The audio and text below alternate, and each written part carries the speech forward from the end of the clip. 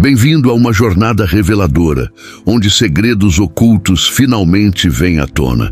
Prepare-se para descobrir uma verdade surpreendente enterrada sob séculos de história.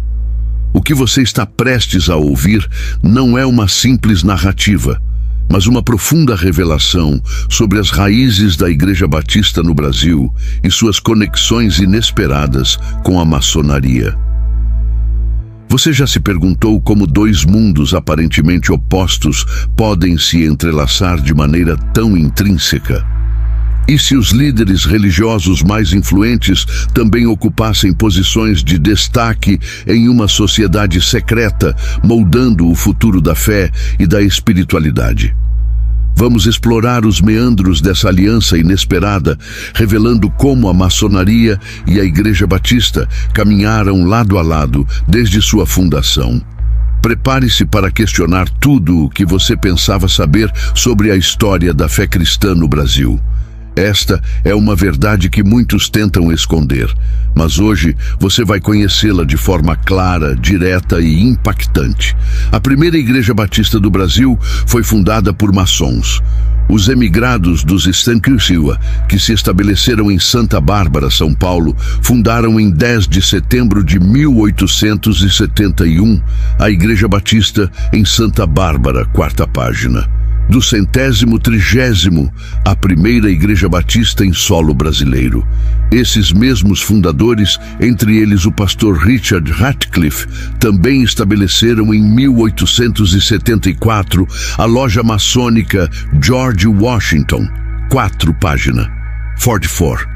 Pelo menos 5 dos fundadores da primeira igreja eram maçons, incluindo o pastor Robert Porter Thomas. O pastor Thomas atuou como interino tanto na primeira igreja quanto na Igreja da Estação, fundada em 2 de novembro de 1879 pelo pastor Elias Houghton Quillen. Ele somou cerca de 25 anos de serviço pastoral em ambas as igrejas, sendo o pastor com maior tempo de atuação nelas. Em 12 de julho de 1880, a pedido da Igreja da Estação, formou-se um concílio que reuniu as duas igrejas para a recepção e consagração ao ministério do irmão Antônio Teixeira de Albuquerque, que havia sido batizado pelo pastor Thomas. O concílio ocorreu no salão da loja maçônica, sob a moderação do pastor Quillen. Conforme descrito na carta subscrita pelo moderador e pelo secretário do concílio, 4 página. Do 149, tradução e página. 407 facsímile do original.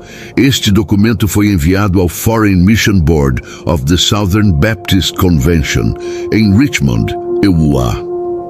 Curiosamente, o primeiro pastor batista brasileiro foi batizado por um pastor maçom e consagrado ao ministério no salão de uma loja maçônica. É importante recordar que a igreja em Santa Bárbara era uma igreja missionária. Ela foi fundamental para que a Junta de Richmond nomeasse missionários para o Brasil, estabelecendo a Missão Batista no Brasil. O primeiro missionário foi o pastor Quillen, em 1878, com recursos próprios. Posteriormente, vieram outros missionários sustentados pela junta, como Bagby, 1880, Taylor, 1882, Soper, 1885, Putef, 1885 e outros.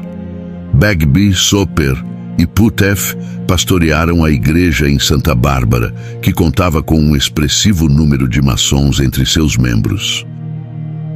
Em 1921, Salomão Luiz Ginsburg, missionário da Junta de Missões Estrangeiras de Richmond, publicou seu livro Um Judeu Errante no Brasil, uma autobiografia que inclui descrições de sua condição de maçom, 5 página. 82 e 83. Ginsburg, um dos grandes nomes da obra batista no Brasil, foi editor do primeiro Cantor Cristão, 1891, que continha 16 hinos, e na edição atual do Inário, Ele é citado como autor ou tradutor de 102 hinos. Ele também fundou a loja maçônica Auxílio à Virtude em São Fidélis, Rio de Janeiro, 2 de julho de 1894, e a Igreja de Cristo, chamada Batista, a primeira Igreja Batista de São Fidélis, 27 de julho de 1894. Segundo o pastor Ebenezer Soares Ferreira, conforme citado em O Jornal Batista no 30 de 24 de julho de 1994, Ginsburg também foi responsável pela construção do primeiro templo batista no Brasil, o da primeira Igreja Batista de Campos, com a colaboração financeira dos maçons. O pastor José de Souza Marques foi uma figura de grande destaque, tanto no meio batista quanto na maçonaria. Ele ocupou cargos importantes, sendo presidente da Convenção Batista Carioca e da Convenção Batista Brasileira.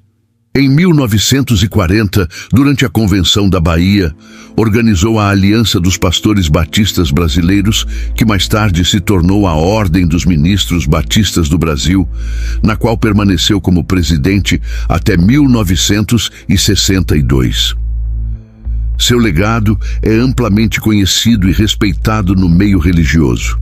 No âmbito maçônico, José de Souza Marques também exerceu papéis de relevância.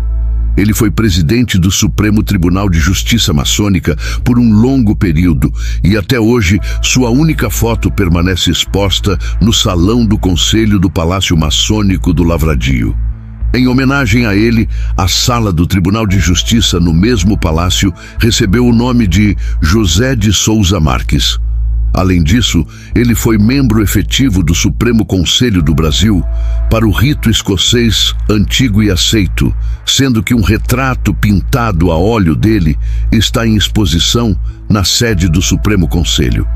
A trajetória de Souza Marques exemplifica a harmonia que muitos homens de fé, especialmente batistas de destaque, encontraram entre a prática maçônica e a fé cristã.